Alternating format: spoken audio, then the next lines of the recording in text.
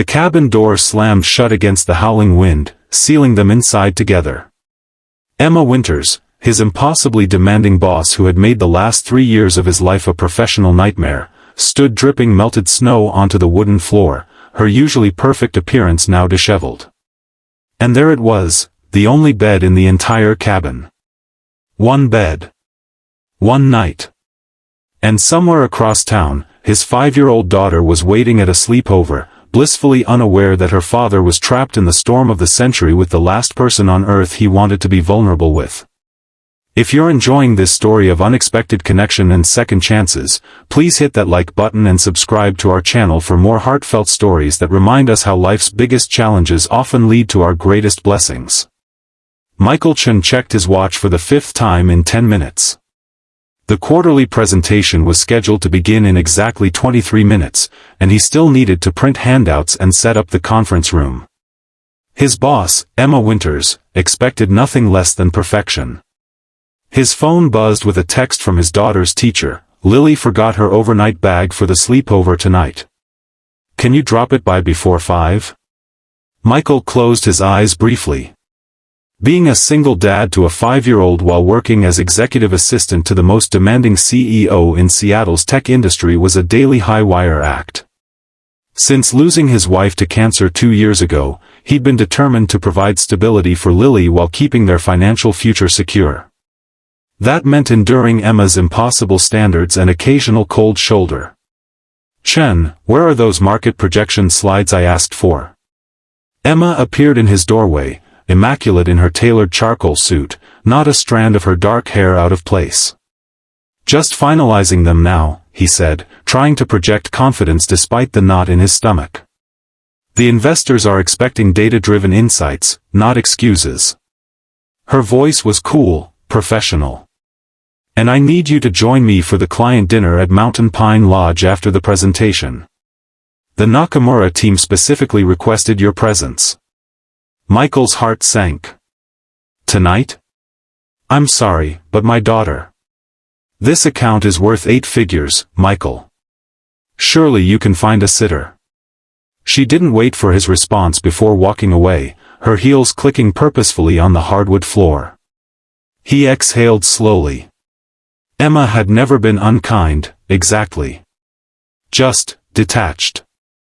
Focused.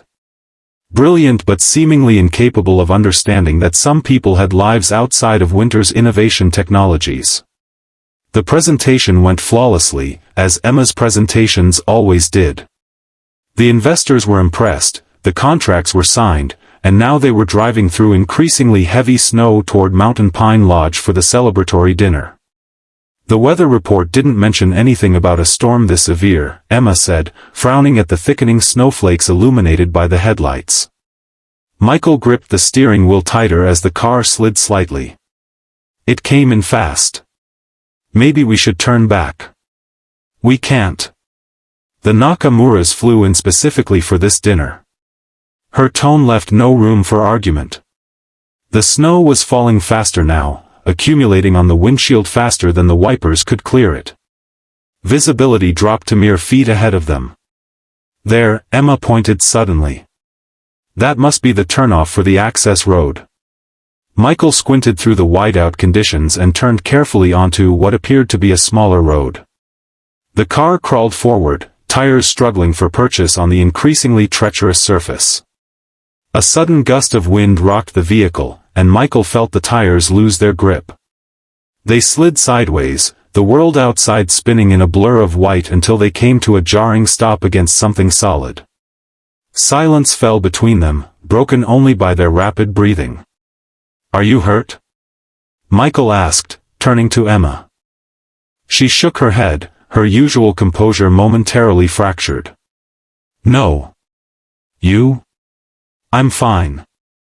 He tried to restart the engine, but it only made a sickening grinding noise. "I think we're stuck." Emma pulled out her phone.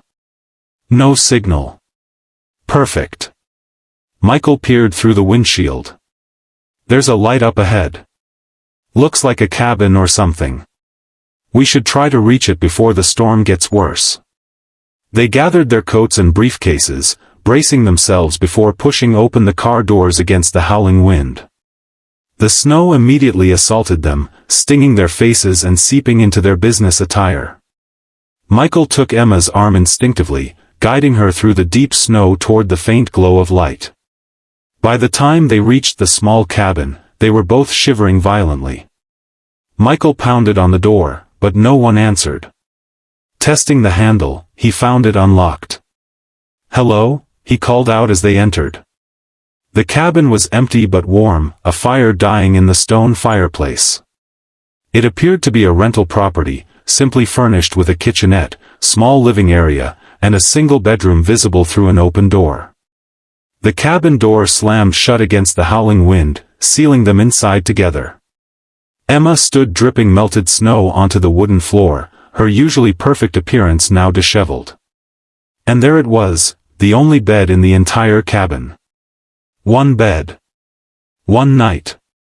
And somewhere across town, his 5-year-old daughter was waiting at a sleepover, blissfully unaware that her father was trapped in the storm of the century with the last person on earth he wanted to be vulnerable. White. "I need to let Lily's friend's parents know what happened," Michael said, searching for any signal on his phone. "There's a landline," Emma pointed to an old-fashioned telephone on the wall. "Probably for emergencies when cell service fails." To Michael's relief, the line was working. He quickly called the number saved in his phone and explained the situation to Mrs. Peterson, who assured him that Lily was having a wonderful time and would be perfectly fine until he could pick her up tomorrow. "She's okay?" Emma asked when he hung up, surprising him with her concern. "Yes, she's actually having the time of her life. Apparently, they're building a blanket fort and watching Disney movies." Emma nodded, then turned away to explore the cabin's resources. "There's some food in the pantry. Pasta, canned soup, coffee. And extra blankets in the closet." Michael stoked the fire, adding logs from the stack beside the hearth. "At least we won't freeze to death." "Always looking on the bright side," Emma remarked, but without her usual edge. They settled into an uneasy silence, the howling wind outside emphasizing their isolation. Michael prepared a simple meal of pasta with canned sauce while Emma attempted to send emails using the spotty connection on the landline's dial-up modem. "This is useless," she finally said, closing her laptop in frustration. "We're completely cut off." "Would that be so terrible?" Michael asked before he could stop himself. "To be unreachable for one night?" Emma looked at him sharply. "Some of us have responsibilities that don't stop for snowstorms, Michael. And some of us have responsibilities beyond the office," he countered, surprising himself with his boldness. Their eyes met across the small space, tension crackling between them. For once, Emma looked away first. "Dinner's ready," he said, breaking the moment. They ate in silence, the only sounds the clink of forks against plates and the crackling of the fire. Michael couldn't help noticing how different Emma looked in this setting, less the intimidating CEO and more human. Her makeup had faded, and without her usual perfect posture in an executive chair, she seemed smaller somehow. "You're good at this," she said suddenly. "At what?" "Making mediocre pasta from a can?" "At adapting. Staying calm in a crisis." She set down her fork. "I've noticed it at work too." Michael wasn't sure how to respond to this unexpected compliment. "Comes with being a parent, I guess. Kids don't exactly follow business plans." A ghost of a smile touched her lips. "No, I imagine they don't. Lily's actually a lot like you in some ways," he found himself saying. "Determined. Knows exactly what she wants." "And what does she want? Right now?" "A puppy, a trip to Disneyland, and for me to find a new job where I don't have to work late so often." He hadn't meant to say that last part. Emma's expression changed, something unreadable flickering across her face. "Am I really such a terrible boss?" The question hung in the air between them. Michael considered his words carefully. "You're brilliant. Driven. The company has tripled in value under your leadership. He paused. But yes, sometimes you forget that your employees have lives outside the office. He expected anger, a cold dismissal, perhaps even a threat to his job. Instead, Emma looked down at her plate. My father used to say that success requires sacrifice, she said quietly. He built his company working 18-hour days. Expected the same from everyone around him. Including you? She nodded, a faraway look in her eyes. Especially me. Winters don't show weakness, he'd say. Winters lead from the front. For the first time, Michael glimpsed the weight she carried, not just the responsibility of running a company, but the burden of expectations that had shaped her into the person she'd become.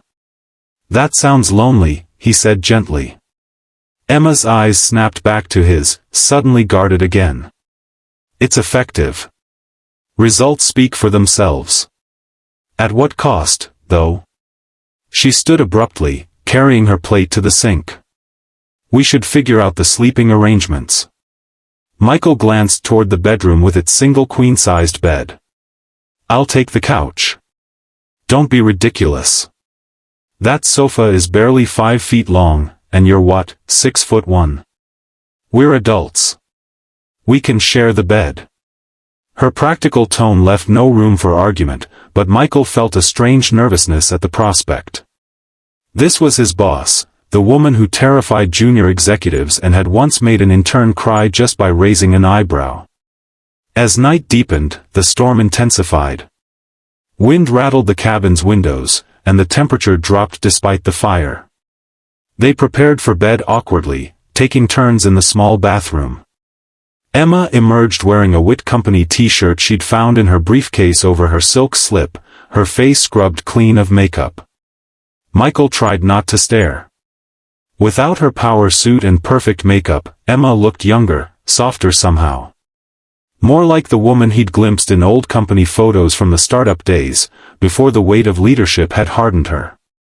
They settled into opposite sides of the bed, a careful distance between them. Michael lay rigid, acutely aware of her presence. Your daughter, Emma said suddenly into the darkness. What's she like?